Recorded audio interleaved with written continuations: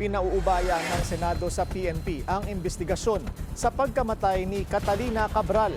Ayon kay Senate President Tito Soto, habol nila ngayon ang mga nalalaman ni Cabral sa flood control scandal. Narito ang agenda report ni Hannah T.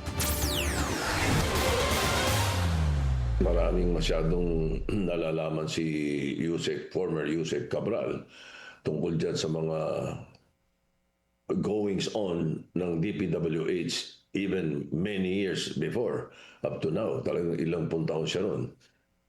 So medyo malungkot yun. Bagamat alam ko meron siya mga iniwan na siguro mga informasyon at dokumento. Meron siya mga kinausap na ibang tao tungkol dyan. Meron siya mga sinabihan.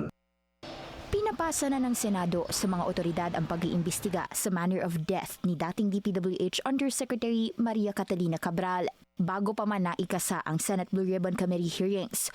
Una nang lumitaw na si Cabral ay lumapit umano sa staff ni Soto para tanungin kung may mga gusto ba siyang ipa-insert sa budget. Yung staff ko, tinanong sa akin, sabi ko, hindi ako interesado. Kinento ko kay Ping. Sa dekadang pananalagi ni Cabral sa DPWH, kinwestiyon na noon ng Senate Blue Ribbon Committee ang role niya sa pagtanggap umano ng kickback ng mga mambabatas sa pamamagitan ng insertions. Yan ay dahil may nalalaman daw siya sa listahan ng proponents ng line items sa DPWH budget, lalo na't siya ang Undersecretary for Planning and Public-Private Partnership ng ahensya. Hiningi na noon ng komite ang listahan mula sa kanya, pero tila naudlot na ito.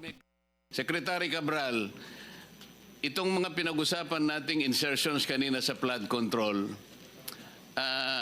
kanino mapupunta yon? Alam mo ba kung kaninong probinsya at district mapupunta yon?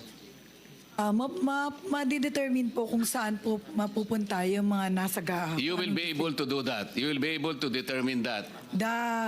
Kung saan pong engineering district. Yes, and you will be able to submit to the committee kung kanino napupunta yung mga insertions.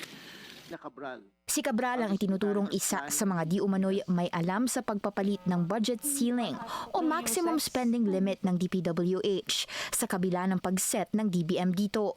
Pero tila pinapasa ni Cabral noon kay dating DPWH Secretary Manuel Bonoan ang lahat ng tanong sa kanya. Kalaunan, bumitiw sa pwesto si Cabral sa gitna ng flood control scandal.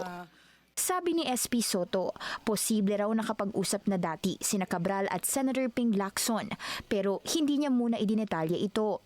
Pinag-iingat naman ni SP Soto ang publiko sa mga impormasyong lilitaw tungkol kay Cabral.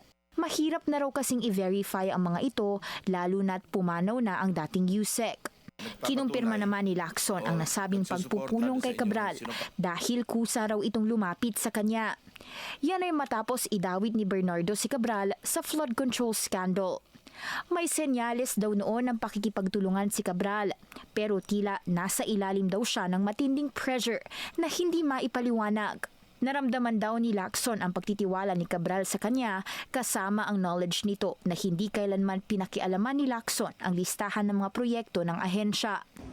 Unfortunate at tragic para kay Lacson ang pagkawala ni Cabral dahil malaki sana ang makukontribute nito sa investigasyon sa flood control scandal. Para sa agenda, Hannah T. Billionario News Channel.